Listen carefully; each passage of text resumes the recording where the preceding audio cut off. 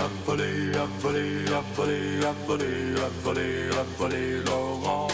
Tu affolé, affolé, affolé, l'orange du marchand. Non, c'est pas moi. Ah, Gilbert Bécaud. Alors, on va parler justement des agrumes, les fruits consommés en France.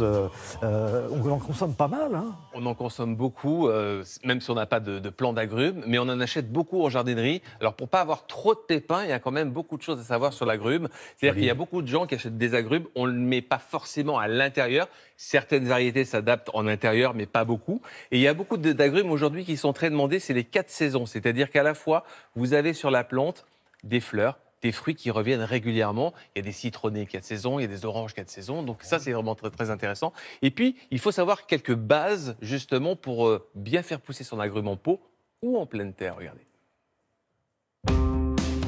Les agrumes font partie du top 10 des fruits consommés par les Français. Les belles racinées font aussi chou gras dans les fêtes des plantes et en jardinerie. La plupart possèdent un feuillage persistant et ils offrent en ce moment de jolies floraisons blanches, rosées et parfumées. Si vous avez la chance d'habiter en région méditerranéenne, leur culture sera facile. Sinon, il faut les protéger en hiver.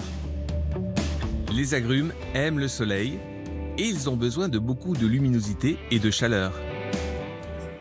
Tour d'horizon des plus demandés.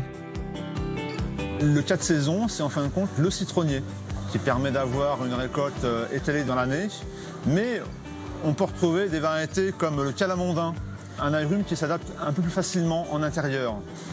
Une plante très originale, c'est la main de Bouddha, qui a des fruits qui ressemblent aux doigts de la main, et avec lequel on peut utiliser le zeste pour parfumer un petit peu les salades.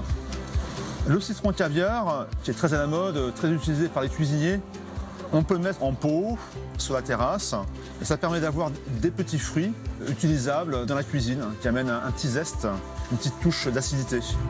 Et pour l'entretien, les agrumes, ce sont des plantes en général assez simples à entretenir, qui sont rustiques, qui peuvent durer des dizaines d'années.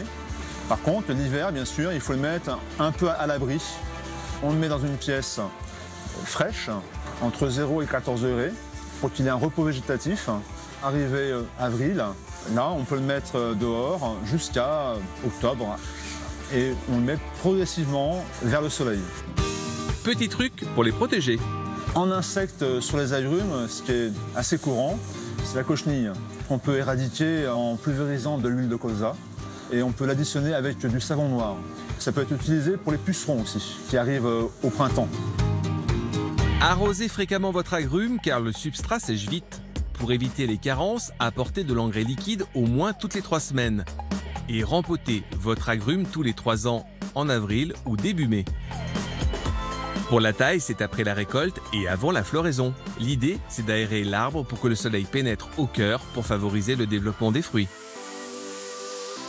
Bon, alors, un petit rappel comme ça rapidement. D'abord, est-ce qu'il faut habiter une région chaude pour faire pousser Alors, si on veut le faire agrumes pousser à l'extérieur, oui, il n'y a aucun problème. Si on veut en avoir dans le nord de la France, on peut en avoir. Il faut les avoir en pot, les rentrer évidemment après le 15 octobre et les sortir progressivement. Donc faites attention. Là, on commence à sortir les agrumes. C'est pas parce qu'il fait chaud, beau parfois, qu'il faut les sortir.